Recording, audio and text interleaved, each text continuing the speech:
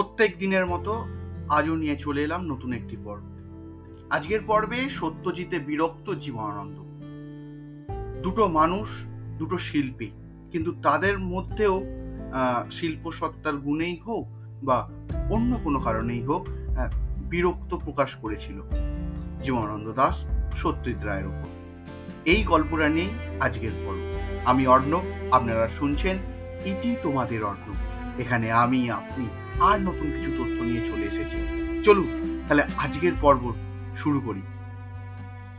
চুল তার কবেকার, অন্ধকার বিদিশার নেশা। ঠিক ধরেছেন, জীবনানন্দ দাশ এবং বনলতা সেন যেন সমার্থক হয়ে গিয়েছে বাংলার আপামর পাঠকের কাছে। আর এই বনলতা সেনের সঙ্গেই জড়িয়ে রয়েছে বিখ্যাত আলোকচিত্রী শম্ভু সাহা।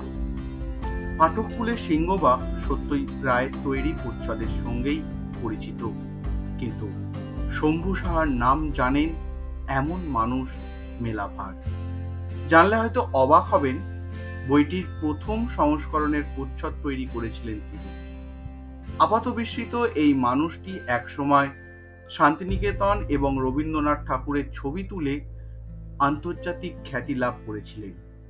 তার সম্পাদিত fresh and place of Visvabharati বইটিতে এই রকম বহু আলোকচিত্রের হদিশ আমরা পাই। এবার আসি শম্ভু সাহার রূপ দেওয়া বনলতা সেনের প্রথম প্রচ্ছদের কথায়। 1942 সালে প্রকাশ পায় বনলতা সেনের প্রথম সংস্করণ। বইটির ব্রাউন কভারের প্রচ্ছদে লাল রঙে আঁকা এক মহিলার ছবি। সামান্য কটি আঁচড়ে ফুটে উঠেছে পিছনে ফিরে দাঁড়িয়ে থাকা এক মহিলার অবয়ব। কিন্তু অদ্ভুতভাবে তার ওই প্রচ্ছদ নিয়ে কোথাও কোনোদিন কোনো রকমভাবে চর্চা হয়নি। এমনকি জীবনানন্দকেও কোনো মন্তব্য করতে শোনা যায়নি। অন্যদিকে সিগনেট থেকে প্রকাশিত বনলতা সেনের দ্বিতীয় সংস্করণের প্রচ্ছদের সঙ্গেই আমরা কম বেশি সকলেই পরিচিত। সেই প্রচ্ছদ তৈরির ভার পড়েছিল বিখ্যাত চলচ্চিত্র পরিচালক সত্যজিৎ রায়ের উপর।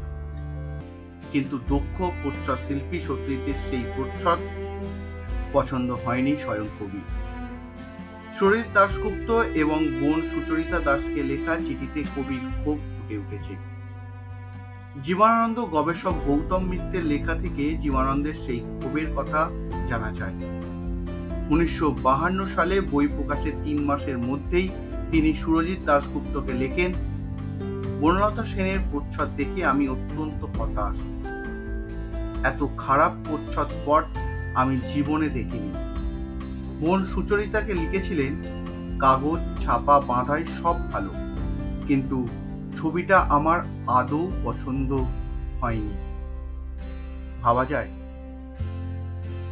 একজন বিখ্যাত তাবড় চলচ্চিত্র পরিচালক, অস্কার জয়ী সত্যজিৎ রায়, তার সেই প্রচ্ছদ পছন্দ হয়নি একজন তাবড় কবি আমাদের প্রিয় জীবনানন্দ দাশের। এ তথ্য আমরা জানতেই পারতাম না। এ তথ্য আপনাদের কাছে পরিবেশন করতে পারলাম শুধুমাত্র বর্তমান পত্রিকার জন্য, তাই বিশেষ কৃতজ্ঞতা বর্তমান পত্রিকাকে। কিরকম লাগলো আজকের এই অজানা পর্ব অবশ্যই আমাকে লিখে জানাবেন। আর নতুন যারা শুনছেন তারা অবশ্যই অন্য পর্বগুলোকে শুনে নিয়ে একটা রেটিং দেবেন এবং বন্ধুদের মাঝে ছড়িয়ে দেবেন। আজ এখানেই শেষ করছি। দেখা হবে ঠিক এই সময় অন্য কোনো তথ্য নিয়ে। ততক্ষণের জন্য শুধু অপেক্ষা আর টাটা।